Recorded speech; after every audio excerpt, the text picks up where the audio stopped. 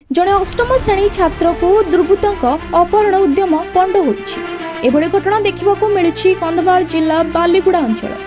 किछि दिन हेब बालीगुड़ा सहर में आईन श्रृंखला परिस्थिति देखा मिली। ए दृश्य देखी सेठाकर स्कूल कॉलेज छात्र छात्री निजक असुरक्षित मन कर तो मुझे घरे मो पुआ जो ट्यूशन आसी बाटर आम स्टाडियम पाखु बालीगुड़ा स्टाडियम पाखु साइकेल रखला साइकेल रखी रास्ता आर पटे से जाता ट्यूशन को से समय 5 जन व्यक्ति आसते कार रे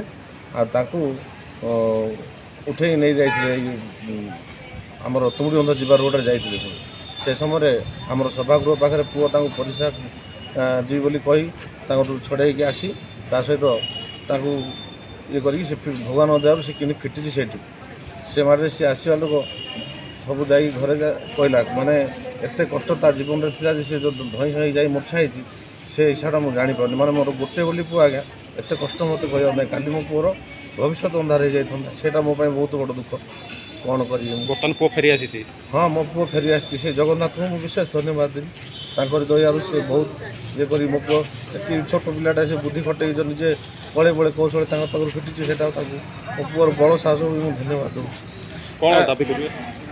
कौन दाबी कर पुलिस प्रशासन टे जाग्रत हूँ सहित सीसी कैमेरा आम सब लगी ये सब जगह जी ठीक से कार्यकारी हो पारता ताले आम सुरक्षा मन करूँ कहीं जी पिला ट्यूशन आसुँच किए भी सुरक्षित नुहति झील भी आसुँच पुओ भी आसुँच रास्तार कौन प्रकार सीसीटीवी कम करूनी कि नहीं स्टाडियम सामने जोटा भी लगी सी किसी कम हो पार तो सुरक्षा केमती आम पाइबू ताले पिला मैंने बर्तमान भय कर ट्यूशन स्कूल जावाक आदर्श विद्यालय एक तो टाउन उपर कथा आदर्श विद्यालय तो आहरी भितर अच्छी कौ हिसाब से पिला जाइए पाठ पढ़े सुरक्षा मन करेंगे प्रशासन आदि कौन प्रकार पदक्षेप नहीं समस्त सुरक्षा देला भाई खुशी हम। गतकाली संध्यारे दंडपदर गाँव गिरिधरी नायकों पुओ राजा नायक बालीगुड़ा मिनी स्टाडियम को खेलने आसी फेरी नथिले। परिवार लोक बहु खोजा खोजी कर निराश होइतला परे रात्रि छात्र जनक घर को फेरिथिबा जणा पड़िछि।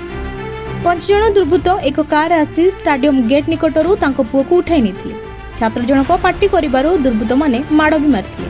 छात्र जनक कौशल क्रमे दुर्बृत्तों उपर परिश्रा करी खसी आसथिले। तेबे छात्रंको साहसिकता को साधारण रे तारीफ करा जाउछि।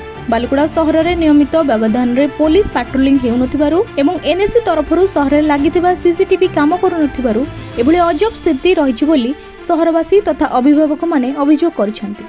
पुलिस ए घटना आधार रे एक मामला रुजु करी तदंत चलाइछि। फुलबाणीरू सदाशिव पात्रଙ୍କ रिपोर्ट खबर ओडिशा।